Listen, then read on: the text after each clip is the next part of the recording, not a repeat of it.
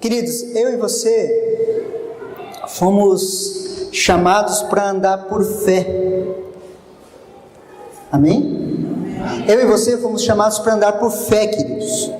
A palavra de Deus diz assim, que o justo viverá pela fé. Queridos, nós não andamos por aquilo que nós vemos, nós não andamos por aquilo que nós sentimos, nós andamos por aquilo que nós cremos. Queridos, eu e você somos definidos por aquilo que nós cremos. Nós cremos. Olha o que Abacuque 2:4 fala. Vocês não precisam abrir, eu vou ler aqui para vocês. Eis o soberbo, sua alma não é reta nele, mas o justo viverá pela sua fé. Abacuque 2:4. Eis aí o soberbo, a sua alma não é reta, mas o justo viverá pela fé. Repita assim comigo: o justo viverá pela sua fé. Romanos 12:2 fala: não se conforme com esse mundo, mas transformai-vos pela renovação da vossa mente, para que compreendam qual que é a boa, perfeita e agradável vontade de Deus. O que é isso? Ele chama para nós renovarmos a nossa mente, para eu e você, através da palavra de Deus, renovarmos a nossa maneira de pensar. Nós somos chamados a uma renovação de mente, querido. Nossa mente precisa ser transformada pela palavra de Deus. Quanto mais me relaciono com Deus e com a sua palavra, mais a minha mente é transformada. Quanto mais nos relacionamos, queridos, com a palavra de Deus, quanto mais nos relacionamos com Deus, a nossa mente é transformada e começamos a caminhar pela fé. Romanos 10:17 fala assim: logo a fé é pelo ouvir, e ouvir pela palavra de Cristo. Pela palavra de Cristo. Então a fé vem pelo ouvir, e ouvir pela palavra de Deus. Quando eu começo a ouvir a palavra de Deus, isso vai gerando fé no meu coração, e a minha mente, a minha maneira de ver as coisas, ela vai sendo transformada. Quando nos expomos à palavra de Cristo, a fé se estabelece no nosso caminhar. Salmos vai falar o quê? Lâmpada para os meus pés é a tua palavra, e luz para o meu caminho. Lâmpada para os meus pés é a tua palavra, e luz para o meu caminho. Queridos, antes de nós conhecermos Jesus, nós andávamos em trevas. Nós não tínhamos rumo, nós não tínhamos um caminho, nós estávamos separados de Deus. Mas quando nós nascemos de novo, nós começamos a compreender a palavra de Deus. E à medida que nós compreendemos a palavra de Deus, ela começa a se tornar lâmpada para os nossos pés e luz para os nossos caminhos. E o ouvir vem pela palavra de Deus, através da palavra de Deus. Quando nós mergulhamos na palavra de Deus, nós começamos a entender como Deus pensa. E assim quando nós começamos a entender como Deus pensa, nós começamos a pensar. E quando nós começamos a pensar conforme Deus pensa, nós caminhamos como Deus caminha. E a nossa mente é transformada. Há uma metanoia, uma mudança na mente. A palavra arrependimento significa metanoia. Nós conversamos muito aqui na terça-feira passada, na nossa aula. Metanoia, uma expansão, uma mudança na nossa mente. Antes nós olhávamos de um jeito as circunstâncias, hoje com os olhos da fé nós olhamos de outra maneira. Transformação de mente.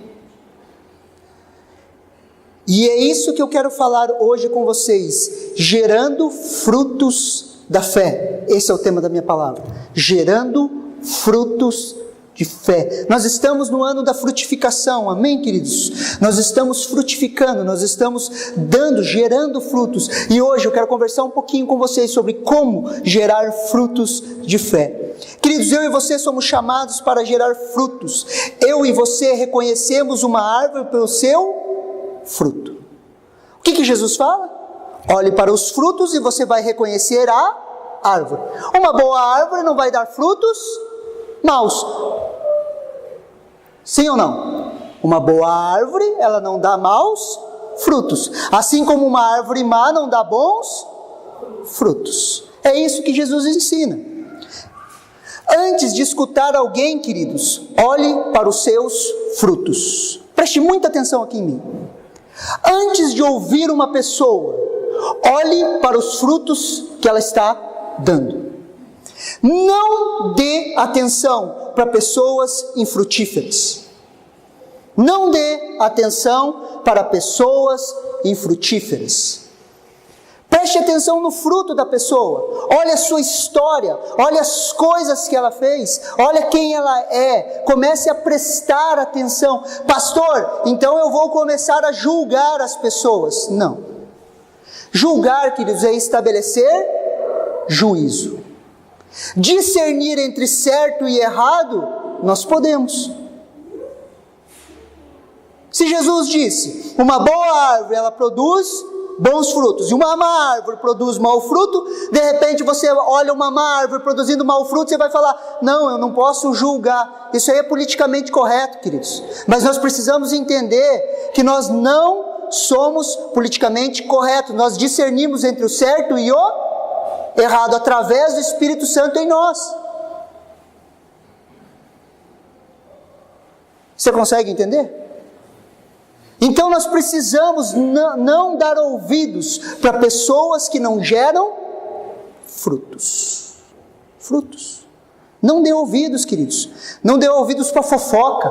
Não dê ouvidos para dissensão. Não dê ouvidos para contenda. Não dê ouvidos. De repente você chega perto de uma pessoa, ela só fala mal dos outros. Você vai ver os frutos na vida dela. Queridos, não dê ouvidos. Não dê ouvidos. É em momentos de pressão, querido, onde não agimos, mas reagimos, que produzimos os frutos. É nos momentos de pressão, queridos, que nós sabemos onde está o coração das pessoas. Quando as pessoas passam por momentos de pressão, queridos, quando Jesus estava no Getsêmani, suando sangue, ali o coração dele foi expressado, que ele chega a falar, Deus, afasta de mim esse cálice, mas seja feita a tua vontade. Foi na pressão, queridos, na pressão que nós começamos a conhecer as pessoas, não quando nós agimos de forma pensada, mas quando nós reagimos às situações. Sabe aquele cara que é extremamente controlado, calmo, você olha, não, é uma boa árvore, de repente vem um momento de pressão, o cara explode, sai xingando, sai batendo tudo, é uma reação. Daí nós começamos a conhecer o coração. Coração. São as reações, queridos. Vamos ver uma prestação de contas de um servo colocado na pressão? Olhem comigo lá em Mateus 25, 24. Abram comigo lá. Mateus 25, 24.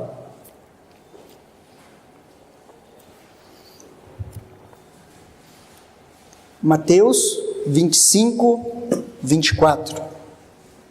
Essa é a parábola dos talentos.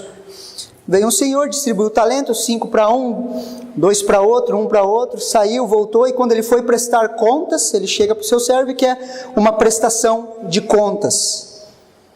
Prestar contas nos coloca em uma pressão. Sim ou não?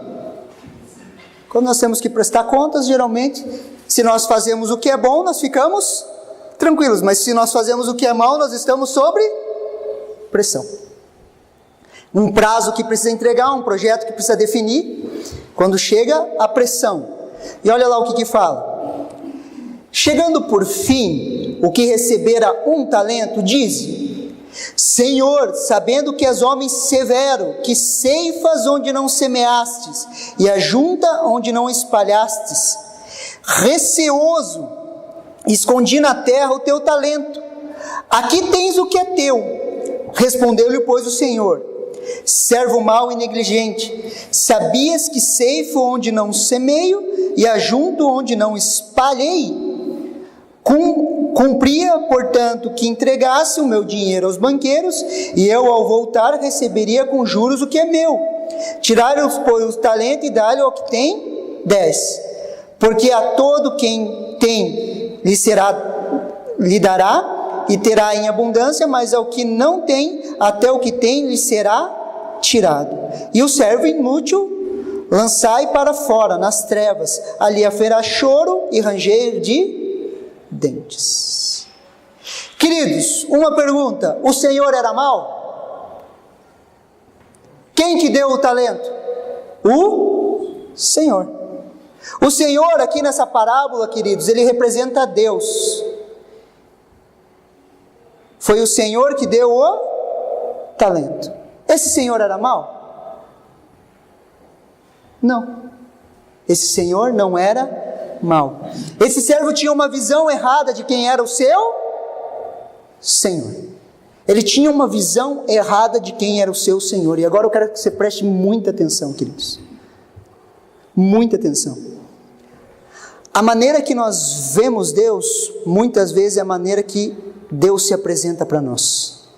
Olha que interessante, Salmo 18, do 25 ao 27. Para com o benigno, benigno te mostras, com o íntegro também, íntegro, com o puro, puro te mostras, com o perverso, inflexível, porque tu salvas o povo humilde, mas os olhos altivos tu abates. Queridos, olha interessante, para com o benigno Deus se mostra benigno, para o puro Deus se mostra puro, para o íntegro Deus se mostra íntegro. Só que a palavra não diz que para o íntegro ele se mostra benigno, mas para o benigno ele se mostra benigno, para o íntegro ele se mostra íntegro, para o perverso ele se mostra inflexível, para o perverso. Então tem mais a ver com a minha atitude com que as atitudes de Deus. Romanos 11, 22 fala assim: considerai, pois, a bondade e a severidade de Deus. Repita comigo: a bondade e a severidade de Deus. Para com os que caíram, severidade, mas para contigo a bondade de Deus. Se nela permaneceres, de outra sorte também tu serás cortado. Você consegue entender? A bondade e a severidade. A bondade para aqueles que permanecem no seu caminho e a severidade para aqueles que caíram. Está mais relacionado com a nossa atitude com que as atitudes de Deus. E nós precisamos sempre pensar qual é o Deus, ou como eu vejo a Deus. Como eu vejo a Deus, queridos? O Senhor simplesmente repete aquilo que Ele fala.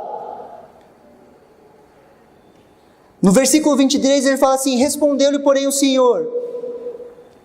No versículo... Só um minuto. No versículo 26. Respondeu-lhe porém o Senhor: servo mau e negligente, sabias que eu ceifo onde não semeio e junto onde não espalhei? Ele faz uma pergunta.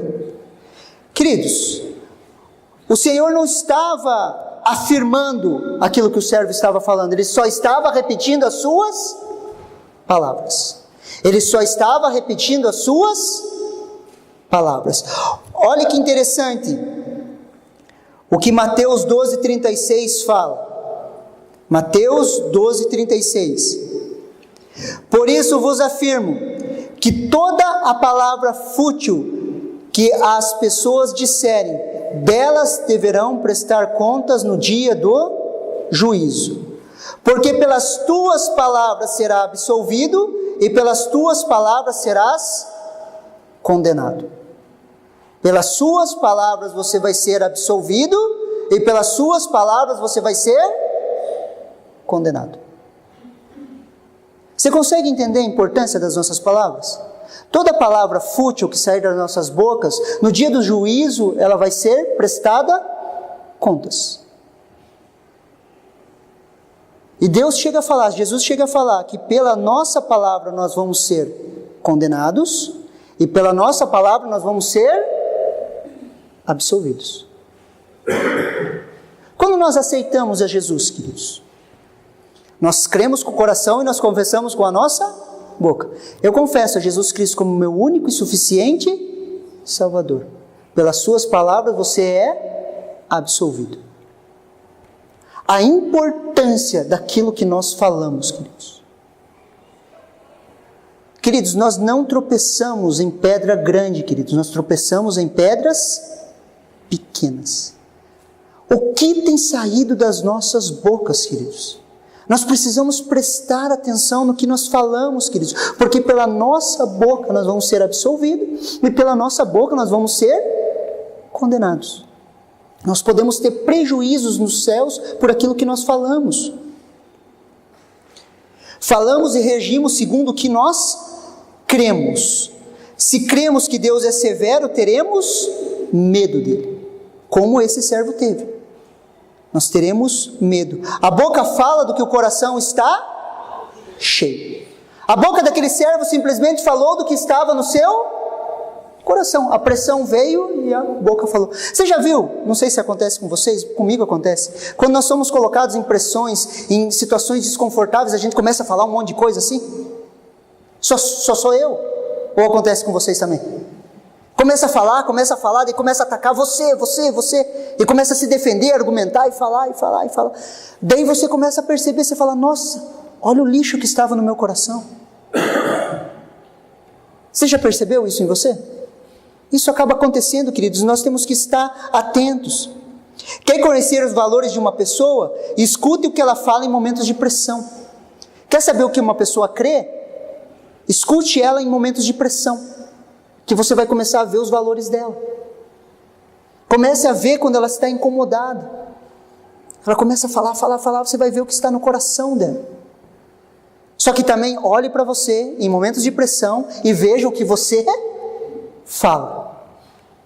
E daí você vai entender o que está dentro do seu coração. Aquele servo simplesmente falou o que estava no coração dele, queridos. Só falou o que estava no coração deles. Vamos ser absolvidos ou condenados por aquilo que a gente fala.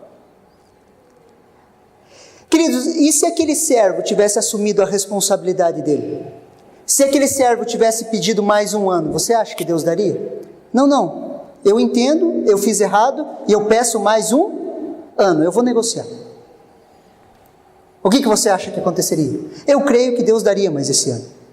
Só que o que aconteceu, queridos? Esse servo, ele tinha algo dentro dele que eu gosto de chamar de síndrome da irresponsabilidade. A síndrome da irresponsabilidade, ela entrou no homem quando o homem pecou. Adão e Eva, eles pecam, eles comem do fruto, Deus vem para a prestação de contas. Queridos, nós vamos prestar contas, amém? Deus chega no final do dia e pergunta, e aí Adão, o que está acontecendo?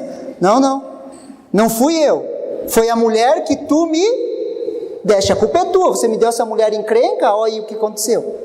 Deus chega para Eva e pergunta, Eva, o que você fez? Não fui eu não, foi o diabo. A culpa é do cão, foi a cobra. Foi ela que me enganou. Síndrome da irresponsabilidade. Entrou no ser humano. O que esse servo estava falando? Preste atenção, queridos. A culpa não é minha. A culpa é porque o Senhor é mau. Porque se o Senhor fosse bom, eu não teria medo e teria negociado os seus talentos. Eu tive tanto medo de você, Deus, e a culpa é sua. A culpa é sua. Ele estava jogando a culpa em Deus, assim como Adão e Eva fizeram. Queridos, todas as vezes que eu e você formos colocados em pressão, dificuldades, assuma as responsabilidades. Diante de Deus, fale, sim Deus, eu errei. Sim Deus, eu errei. A culpa é minha. A culpa não é do meu pastor que não me deu atenção, a culpa é minha. A culpa não é da minha esposa, a culpa é minha. Quando eu começo a assumir as responsabilidades, eu começo a receber da graça de Deus. Se esse servo, eu tenho absoluta certeza, queridos, se esse servo falasse, sim Senhor, eu errei, eu deveria ter negociado com os banqueiros, me dá mais um ano que eu multiplico esse teu talento. O Senhor dele tinha dado. Só que ele precisava fazer o quê? Assumir a sua responsabilidade. O que mais nós vemos, queridos, dentro da igreja, é pessoas que não assumem a sua responsabilidade. Queridos, se eu chegar para vocês e falar assim, a Kelly me irrita, a culpa é de quem? A culpa é da Kelly, porque ela me irrita. Agora se eu falar assim, eu me irrito com a Kelly, a responsabilidade é de quem? Minha. Eu estou me irritando e eu preciso gerar novos frutos. Não tem a ver com as ações dela, tem a ver com as minhas reações em cima dela. Nós precisamos aprender a assumir responsabilidades. Em momentos de pressão, dificuldade, assumimos as responsabilidades. Eu sei onde eu errei, peço perdão, conserto, ajeito. Só que enquanto nós jogarmos a culpa nos outros, não há transformação nas nossas vidas. Se crermos que Deus é severo, teremos medo. A boca fala do que o coração está cheio. Essa síndrome da irresponsabilidade, ela nos prende, queridos, ela nos prende. Se ele tivesse assumido, queridos, a sua responsabilidade e pedido mais um ano, eu creio de todo o coração que esse Senhor tinha dado mais um ano, porque esse Senhor é bom. Deus, ele é bom ou não é? Ele é bom. Ele é misericordioso, ele é longânimo. Se nós assumirmos a responsabilidade, nós colocarmos diante de Deus e falarmos, sim, errei, me perdoa, me capacita a consertar, Ele vai nos capacitar. Mas nós temos que bater no peito e assumirmos as nossas responsabilidades. Amém, igreja? Amém. Queridos, eu e você, nós reagimos segundo o que nós cremos. O não assumir responsabilidade fez esse servo tanto perder o talento como perder o seu trabalho.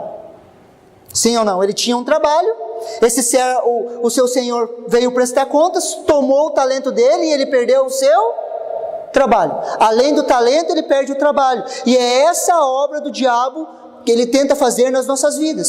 Se nós temos uma reação errada, queridos, nós perdemos uma como outra coisa. Você já percebeu isso? De repente você está lá na tua casa, você está em um relacionamento super bom com a sua esposa, com o seu marido, você tem um mau dia no trabalho, já perdeu aquele dia porque você teve um mau dia, ficou reclamando, estava difícil. Você chega em casa e você reage de forma errada com o seu marido ou com a sua esposa. Além de perder o trabalho, você perdeu o bom relacionamento em casa. Por causa do quê? Por causa de uma reação. Repita comigo assim, reação. Queridos, um dia nós estávamos num campo de futebol e tinha um vizinho meu que ele era um empresário e ele patrocinava um time. Estava eu, a filha dele e o genro dele assistindo o jogo. E a filha dele não gostava muito que ele investia nisso e ficava falando mal dos meninos que estavam jogando. Só que você for em campo de pelada, você vê que tá tudo os parentes, assim ó, na grade, e ela metendo a boca nos jogadores. Imagine o que deu isso, metendo a boca.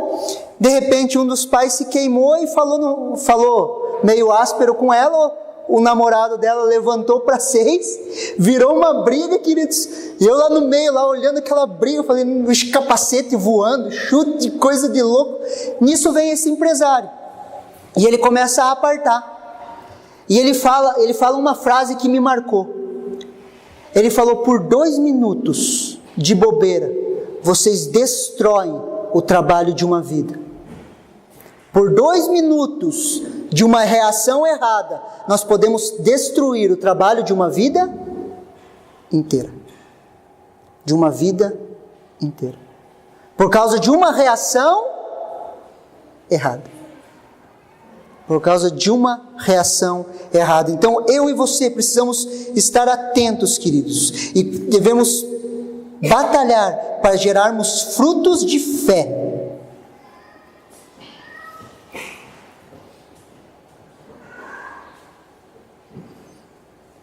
Quais são as reações certas? Quais são as reações certas? Lembra da ovelha perdida? O homem tinha 100 ovelhas, perdeu uma, ele larga as 99, ele sai atrás daquela uma única ovelha. Ele tem uma reação no seu coração, entendendo que ele vai encontrar aquela ovelha. E ele sai, ele procura, ele busca aquela ovelha porque ele crê que vai encontrar aquela ovelha. A mulher, quando perde a dracma, queridos, lembra lá? Ela perde uma das dracmas, ela limpa toda a casa porque ela crê que ela vai encontrar aquela dracma. Quando o filho pródigo sai, o pai fica esperando, porque o pai crê e tem certeza que o filho vai voltar. Você consegue ver reações de fé aí? Ele vai, ele prepara um sapato para o filho, ele prepara uma roupa, um anel. Imagine, ele chega lá no sapateiro, lá, faz uma sandália para o meu filho. Mas teu filho foi embora, ele não vai voltar, ele pegou a herança, ele sumiu. Mas ele fala, não, faz um sapato para o meu filho. E ele deixa uma sandália pronta, uma túnica pronta, um anel pronto, tudo pronto. Quando aquele filho chega, onde que ele está? Ele está na porta esperando. Por quê? Porque ele crê que esse filho vai voltar. Você consegue ver que nós reagimos segundo nós cremos? As nossas reações são em cima daquilo que eu e você cremos. E aquilo que nós cremos, ele vem por ouvir e ouvir a palavra de Deus. Nós reagimos segundo nós cremos. E nós precisamos renovar a nossa mente para que o nosso coração se encha de fé. E nós possamos produzir e gerar frutos de fé. Olha que interessante, queridos, abram comigo lá, Mateus 5, 38 ao 48. Mateus 5, 38 ao 48. O Sermão da Montanha.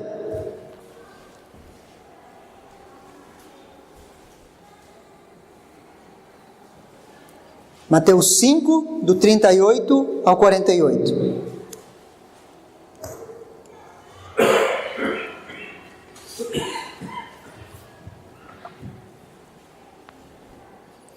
Preste muita atenção nesse texto, queridos.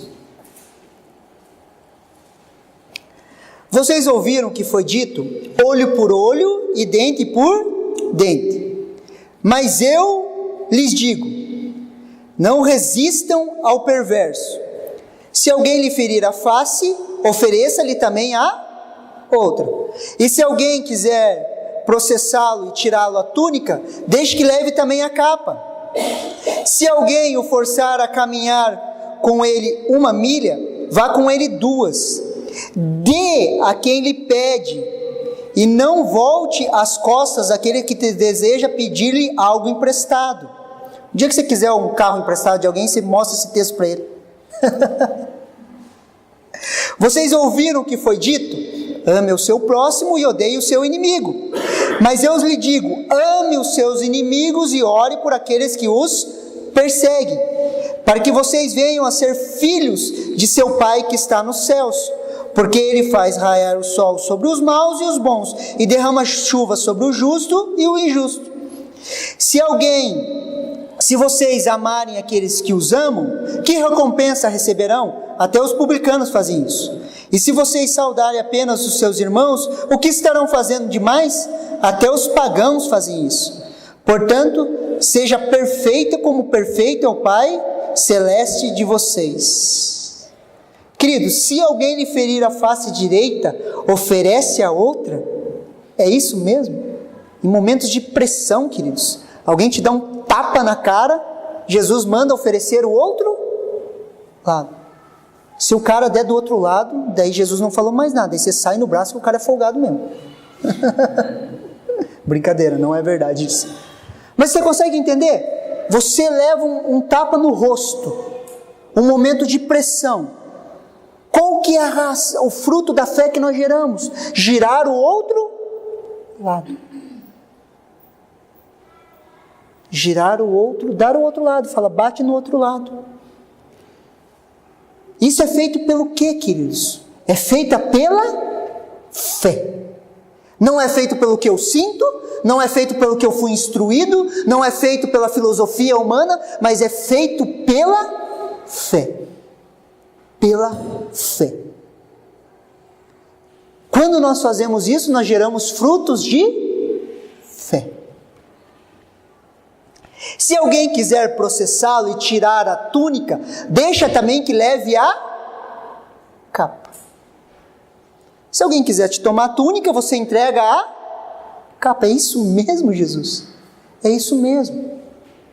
A Bíblia fala que todas as coisas cooperam para o bem daqueles que amam a Deus, daqueles que são chamados segundo o seu propósito. A Bíblia fala que a nossa luta não é contra sangue nem carne. Sim ou não? Nossa luta não é contra pessoas. Os nossos inimigos não são as pessoas. Então, se alguém te rouba a capa, você dá também a túnica. Vamos pensar um pouquinho? Olha o que Provérbios 6,31 fala. Provérbios 6,31 fala assim: contudo, se for pego, deverá pagar 7 vezes o que roubou, embora isso lhe custe tudo o que tem em sua casa.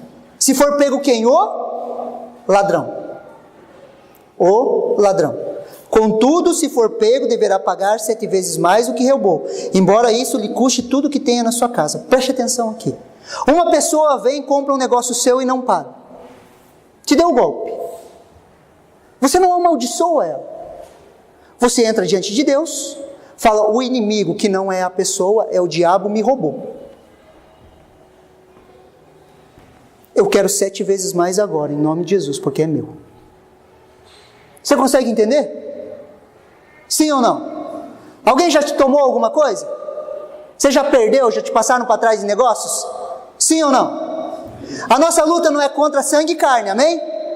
Foi a pessoa ou foi o inimigo por trás da pessoa que te atingiu? O inimigo por trás da pessoa. O texto bíblico está falando: se esse inimigo for pego em flagrante, você denunciar ele diante de um juiz, ele vai ter que pagar 7 vezes mais. Quem que é o nosso justo juiz? Deus. Se te roubarem a túnica, dá também a capa. Entra diante de Deus, denuncia e: Deus, eu quero 7 vezes mais aquilo que tem sido roubado. Todas as coisas cooperam para o bem daqueles que amam a Deus, daqueles que andam segundo o seu propósito. E eu quero liberar uma palavra sobre a sua vida. Aquilo que foi roubado, o diabo vai ter que devolver 7 vezes mais sobre a sua vida. Tudo aquilo que te passaram para trás, que te tomaram, que te roubaram em assalto, que roubaram nas suas coisas, que te roubaram nos seus negócios, 7 vezes mais vai vir sobre a sua vida. Porque se o inimigo for denunciado, ele precisa devolver 7 vezes mais. Você consegue entender? Só que se o cara te rouba, você sai no tapa, o que acontece? Perdeu a bênção, querido. A pessoa vem te roubar, você sai no murro, leva um tiro, acabou o propósito de Deus na sua vida, você morreu.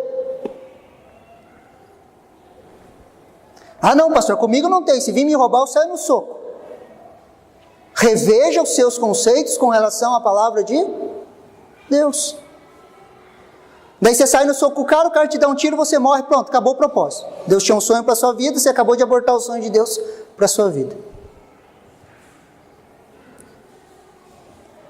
Frutos da fé. Quando nós começamos a entender isso, queridos, nós começamos a ter reações corretas. Vocês ouviram que foi dito: ame o seu próximo e odeie o seu inimigo. Mas eu lhe digo: ame o seu inimigo e ore por aqueles que os perseguem. Ame os seus inimigos. Queridos, nós só amamos através do prisma da fé. Eu e você amamos porque Ele nos amou primeiro. Amor não é uma emoção, amor não é um sentimento, amor é um mandamento dado por Deus, queridos. E Jesus fala: ame os seus inimigos e orem por aqueles que vos perseguem. Sabe aquela pessoa que te fala mal, que te quer ver pelas costas, que quer te derrubar, que está tentando te tomar algo, que fica falando mal de você? A Bíblia fala: ore por aqueles que vos perseguem. E a oração é: Deus, abençoe essa pessoa. Não é para orar assim: Deus, mata esse miserável, Deus. Não é essa a oração. Nós oramos liberando palavras: Deus abençoa, Deus abençoa. Por quê? Porque nós andamos por fé e não por aquilo que sentimos ou vemos. Estamos aprendendo a gerar frutos da fé. Abacuque 3,17 fala assim, um texto muito conhecido: ainda que a figueira não floresça, nem haja fruto na vide, o produto da oliveira minta, e os campos não produzam mantimento, as ovelhas sejam arrebatadas do aprisco, e nos currais não haja gado, todavia eu me alegrarei no Senhor, exultarei no Deus da minha salvação.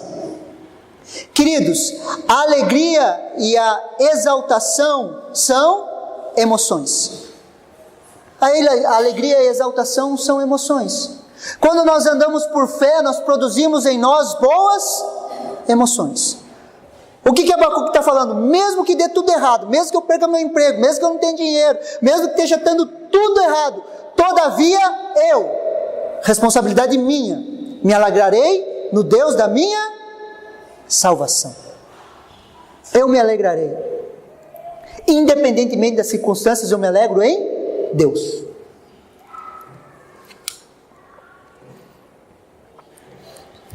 Reações de fé, queridos, geram boas emoções. Quando reagimos sem o olhar da fé, nos tornamos pessoas tóxicas, amargas, falamos mal de tudo e de todos. Quando nós não temos reações de fé, queridos, nós nos tornamos pessoas amargas. A vida é difícil, tudo está ruim, nada dá certo. A gente começa a se tornar pessoas amargas. E nós começamos a falar mal de tudo e de todos.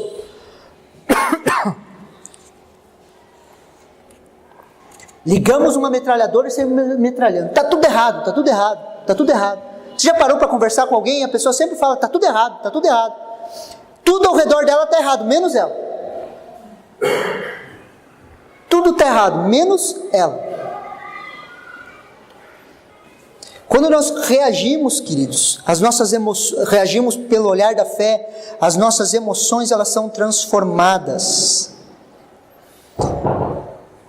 Abram comigo lá em Lucas 23, 34. Estamos terminando, queridos.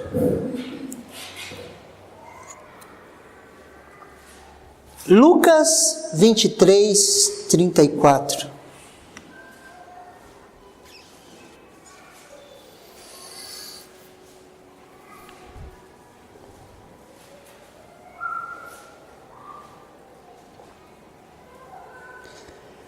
Jesus disse: Pai, perdoa-lhes, não sabem o que estão fazendo. Então eles dividiram as roupas dele e tiraram sorte. Queridos, preste muita atenção aqui. Jesus estava preso em uma cruz, pendurado, crucificado, nu. Ele olha para as pessoas que estavam zombando, e o que ele fala? Pai, perdoa-lhes, porque eles não sabem o que fazem. Não sabem o que fazem. Jesus tinha uma palavra, queridos. Ele falou que ele derrubaria aquele templo em 3 dias e reconstruiria, que era o templo do seu corpo. Ele estava se entregando, queridos. Ele não jogou a culpa em ninguém. Ele olhou para aquelas pessoas que estavam escarnecendo ele, e ele falou: Pai, perdoa-lhes, porque eles não sabem o que fazem. Queridos, quando as pessoas nos ofendem, a gente sempre acha que é por querer. Quando às vezes as pessoas fazem alguma coisa que a gente não gosta, a gente sempre acha que é por querer. Mas quando eu e você fazemos alguma coisa que machuca as pessoas, geralmente a gente fala, foi sem querer. Só que dos outros é sempre por querer. O olhar de Jesus ao olhar para as pessoas, o que ele falou: Pai, perdoa-lhes, porque eles não sabem o que fazem. Uma reação de fé. Pai, perdoa-lhes, eles não sabem o que fazem.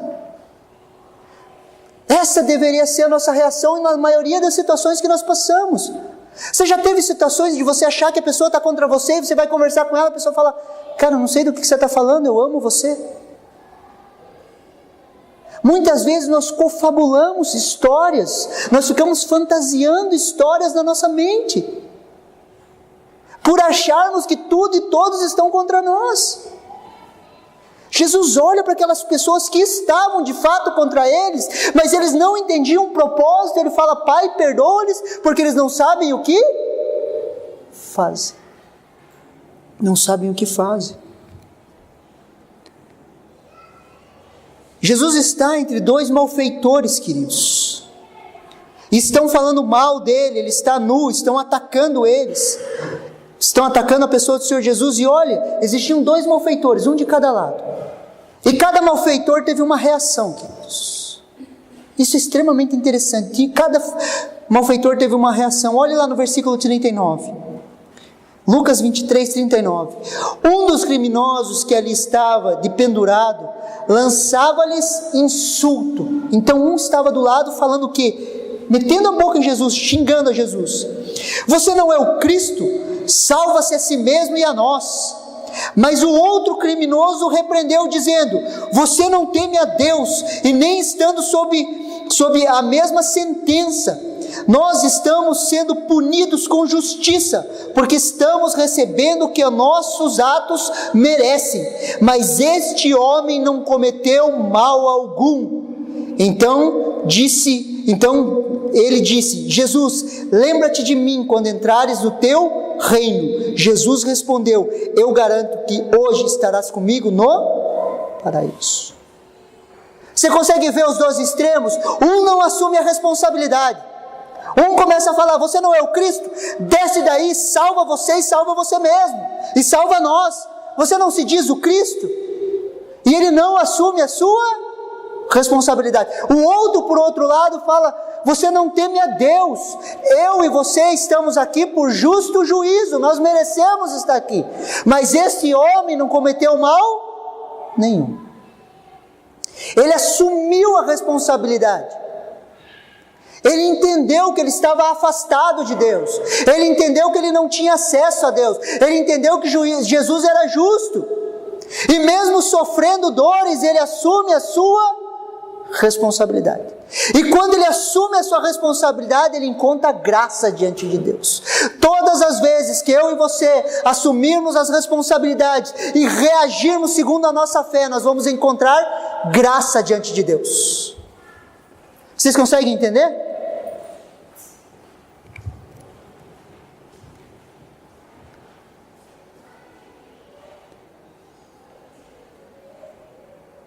O malfeitor, o outro malfeitor, ele não é incluído porque ele tem uma má reação. Ele está perdendo a vida e está perdendo a salvação. Lembra a estratégia do diabo?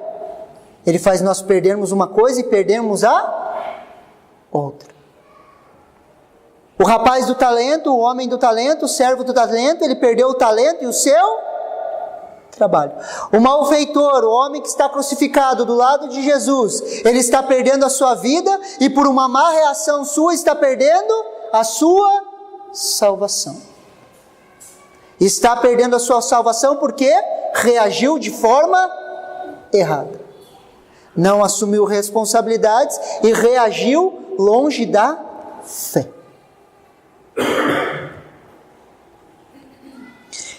Como têm sido as nossas reações? Como nós temos reagido? Nós reagimos segundo a fé ou nós reagimos segundo a irresponsabilidade? Vamos voltar para o texto de Abacuque? Abacuque 2, versículo 4. Eis o soberbo, sua alma não é reta, mas o justo viverá pela sua fé. O que Abacuque está falando? Eis aí o soberbo, a sua alma não é reta, mas o meu justo viverá pela fé. Fé e soberba, elas andam em caminhos opostos.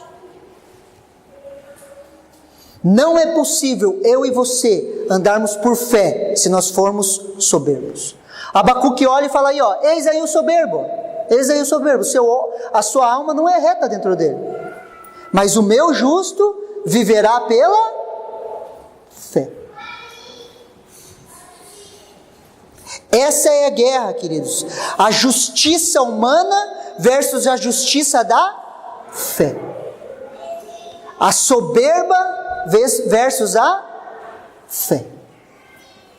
Se alguém te dá um tapa e você dá um soco, você deu um soco porque você é orgulhoso. Se alguém te der um tapa e você vira ao outro lado, você venceu a soberba e você reagiu pela fé. A salvação vem como, queridos? Quando eu reconheço que eu preciso de um Salvador. Sim ou não? Eu reconheço, eu estou perdido e preciso de um Salvador. Uma pessoa orgulhosa, ela reconhece que ela precisa de Jesus? Nunca. Nunca. Porque os seus caminhos sempre são retos, aos seus olhos, né?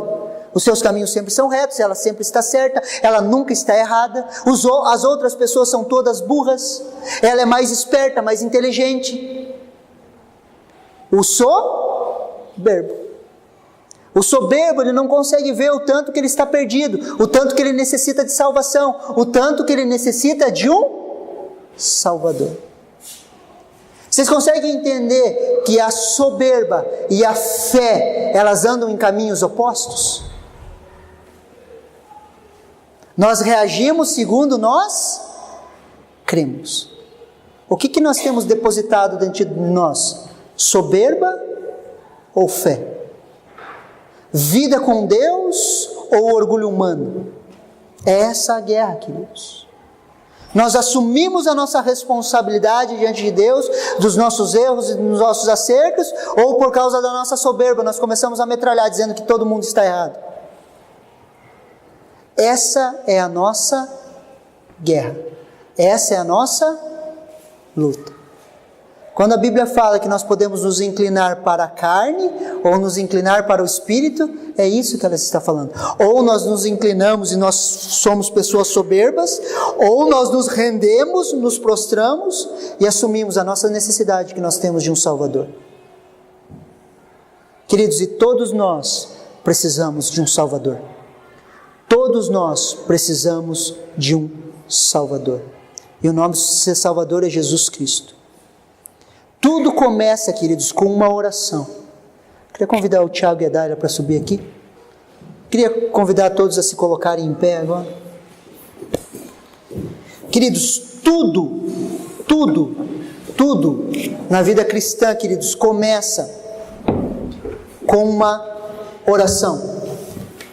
Aonde eu coloco a minha necessidade de um Salvador. Aonde eu entro diante de Deus e falo, eu preciso de um Salvador. Eu entrego a soberba e pela fé eu confesso que Jesus Cristo é meu único e suficiente Salvador. Eu entrego a minha justiça própria, a minha vontade de fazer as coisas. Eu olho diante de Deus, eu olho para Deus e eu confesso que eu preciso de ajuda, eu preciso de um Salvador. Eu assumo os meus erros, as minhas falhas, as minhas dificuldades. Eu gostaria de convidar todos a fechar os seus olhos e a repetir uma oração comigo. Nós chamamos de oração de entrega, aonde nós reconhecemos a Jesus Cristo como o nosso único e suficiente Salvador, onde nós rasgamos os nossos corações e falamos pela fé, Deus, eu preciso do Senhor. Feche seus olhos, vamos orar, ore assim comigo, a igreja vai orar bem forte. Senhor Jesus,